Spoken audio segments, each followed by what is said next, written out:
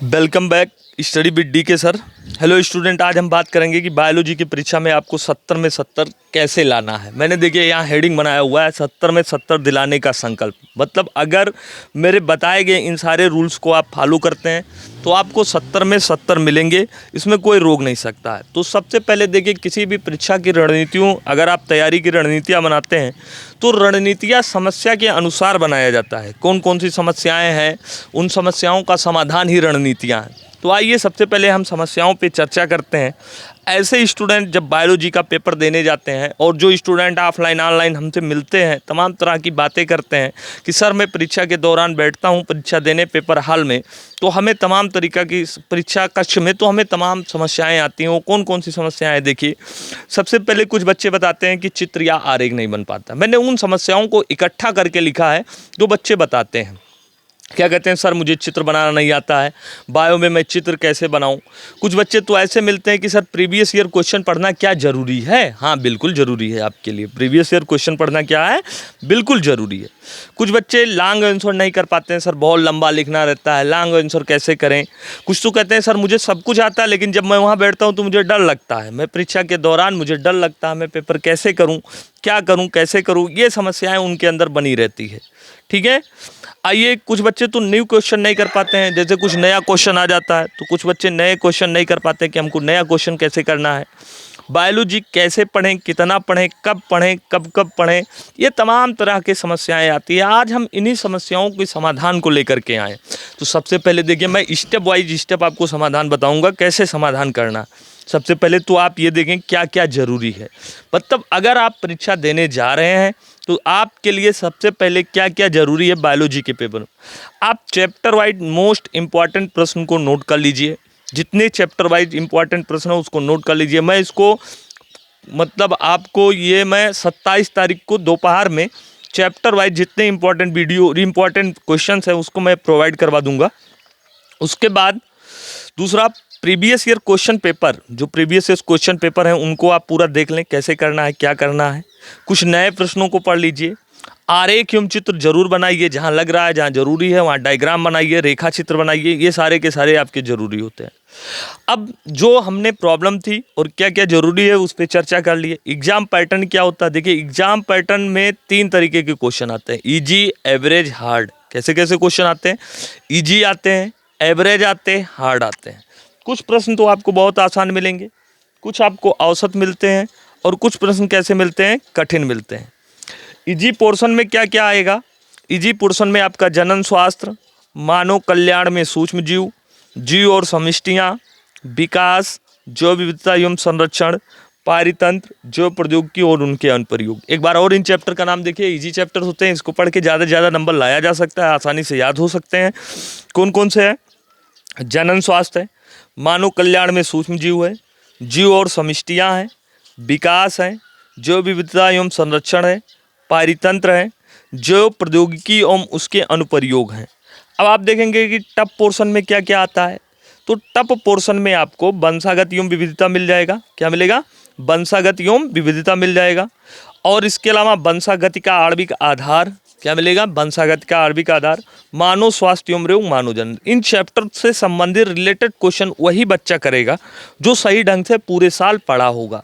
तो 70 में 70 लाने के लिए आपको जितना इजी पोर्शन पे ध्यान देना उतना टफ पोर्शन पे ध्यान देना। हमने क्या किया, पूरे किताब के जितने भी चैप्टर थे इनको 2 श्रेणियों में बांट दिया, एक इजी पोर्शन, एक टफ पोर्शन। इजी पोर्शन में ये सारे के सारे चैप्टर्स आ जाएंगे, टफ पोर्शन में ये सारे के सारे चैप्टर्स आ जाएंगे। अब आपको ध्यान देना है कि जो इजी पोर्शन वाला है उसको कितना पढ़ना है, टफ पोर्शन वाला उसको कितना पढ़ना है। तो सबको आप निरंतर क्या करते रहेंगे, पढ़ते रहेंगे। ठीक है, अधिक से अधिक नंबर प्राप्त करने के लिए आप इसको निरंतर पढ़ते रहेंगे। तो आइए आप देखते हैं कि मतलब कौन कौन से टिप्स आप अपनाएंगे कि जिससे आपको अधिक से अधिक नंबर प्राप्त हो सके। तो अब देखिए, अब आपके जो प्रश्न पत्र है उन प्रश्न पत्र में किस टाइप के पेपर आते हैं। देखिए यहाँ पे क्या लिखा हुआ है, जीव विज्ञान प्रश्न पत्र की नवीनतम रूपरेखा व अंक विभाजन निम्न है।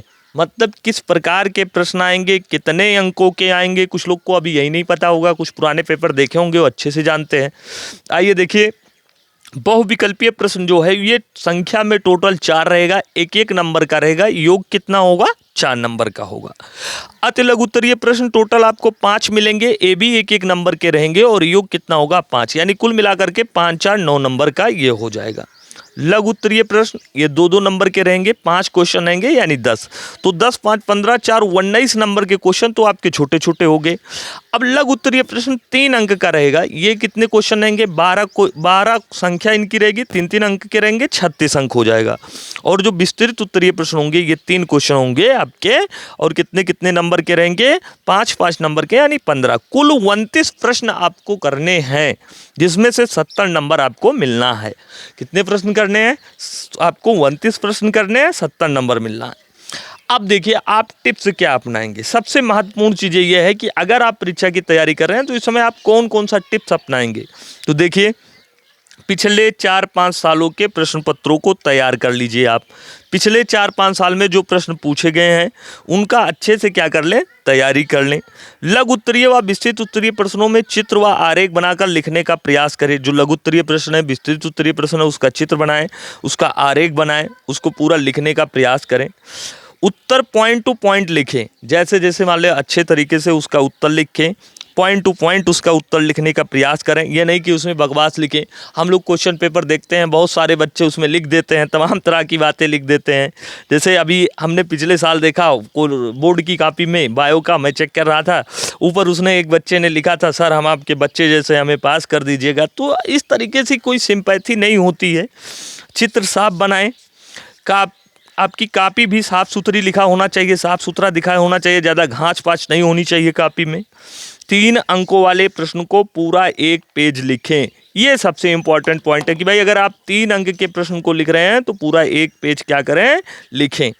आवश्यकता अनुसार आप काले पेन का प्रयोग कर सकते हैं, स्केच आदि का प्रयोग। कुछ लड़के पूछते हैं सर चित्र बनाना है तो चित्र में कैसे प्रयोग करें। भाई अगर आप चित्र बना रहे हैं तो चित्र आप रंगीन बनाएं, बायों में कोई दिक्कत नहीं है, लाल काला पीला, आप जैसे चित्र बनाना चाहते हैं, सुंदर बनाना चाहते हैं, सुंदर बनाने का प्रयास करें। अगला, सभी प्रश्न हल करने का प्रयास करें। देखिए अगर आप सभी प्रश्न हल करने का प्रयास करेंगे तो उसके बारे में कुछ ना कुछ लिखेंगे, सही गलत कुछ ना कुछ लिखेंगे। छोड़ देंगे तो समझिए पहले से आपका क्या हो गया, क्वेश्चन खत्म है। इसलिए आप हमेशा लिखने का प्रयास करें। विस्तृत उत्तरीय प्रश्नों में 60 से 70% पहले थ्योरी लिख लीजिए, फिर बीच में क्या करें, चित्र बना दीजिए, आरेख बना दीजिए, फिर बची हुई थ्योरी बाद में लिखें। इससे आपके प्रश्न की जो एक रूपरेखा है वो एक अच्छा प्रश्न बनता है, लगता है कि आपने पूरे सत्र तैयारी किया है, अच्छे से तैयारी किया है। इससे आपके अच्छे अच्छे नंबर आ सकते हैं। अच्छे नंबर क्या करना है आपको, 60-70% थ्योरी पहले लिखे, फिर बची हुई आरेख बना लें, जो आपका चित्र बनाना आरेख बनाना, फिर उसके बाद का थ्योरी लिखें। देखिए कहा जाता है कि खुद वो बदलाव बने जो आप दुनिया में देखना चाहते हैं। आप जो चाहते हैं वो पहले खुद के अंदर बदलाव करें, तब ऐसा हो सकता है। ये मैंने बहुत तब आपकी समस्याओं को सुन करके और कुछ रणनीतियाँ बनाया है। अगर इन रणनीतियों को आप फॉलो करते हैं तो मुझे पूरा विश्वास है, उम्मीद है कि आपको 70 में 70 नंबर मिलेंगे। Thank you.